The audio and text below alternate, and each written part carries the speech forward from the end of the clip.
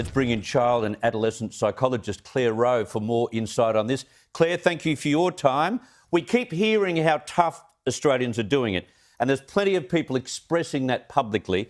But what's the reality? What do the figures tell you? What are the consults like in psychologist rooms, and what feedback are you getting from your own profession?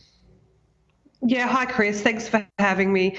Look, as I've been saying for quite a while now, I mean, everyone in my profession has been kind of screaming as loud as we can about the catastrophic effects of this.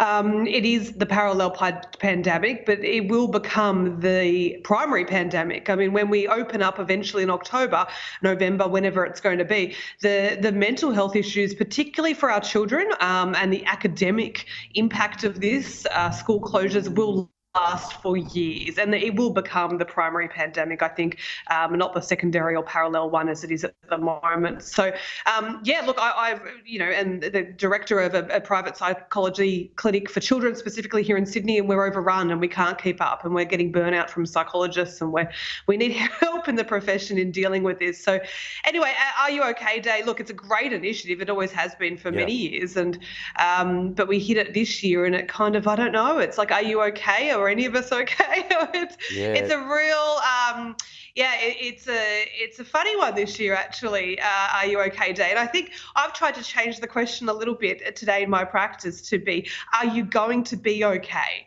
Because I think there's a difference between, are you okay? Well, no, we're not okay. None of us are okay.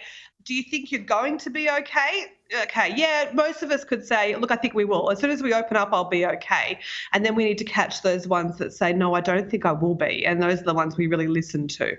Yeah, that's interesting. And there are a lot of people who probably need it said to them who are saying it to other people. So maybe what we should be saying is, are you okay? Because I'm not too flash, thank you very much. Yeah, absolutely. Absolutely. And I think I read a lovely quote this week that was really kind of hit me, and it said, look, just remember, people don't pretend to be depressed generally, but they do pretend to be okay.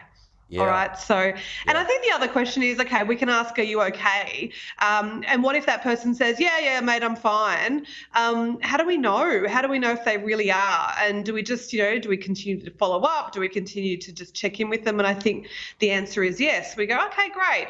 But we give them another call next week and we have another chat with them. And so we follow up with it and we listen to them. And I think sometimes we feel like there's not a lot we can do.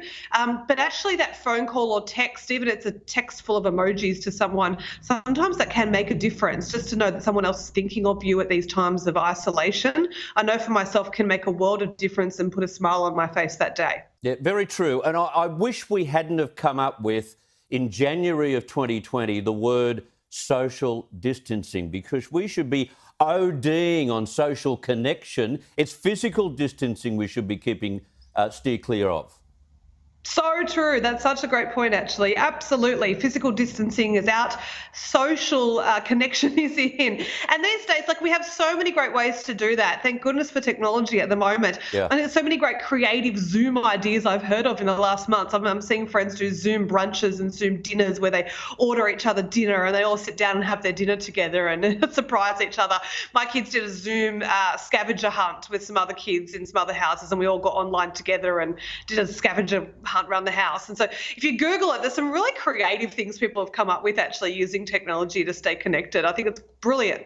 Yes, it might be brilliant, but my 5-year-olds have learned how to conduct a Zoom meeting and begin a Zoom meeting and turn their sound and picture off. It's a nightmare. I don't know where that's going to go to. Michael Carr-Gregg has stated this week that given what our kids have been through, there should be a psychologist in every school in Australia. I guess he was sort of exaggerating the point, but clearly what our kids have been through, they are going to need a whole help of assistance. They will. I'm not even sure whether that goes far enough.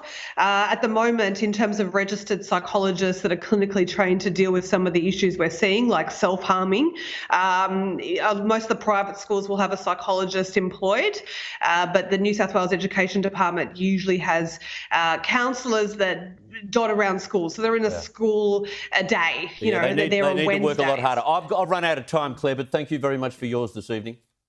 Thanks, Chris.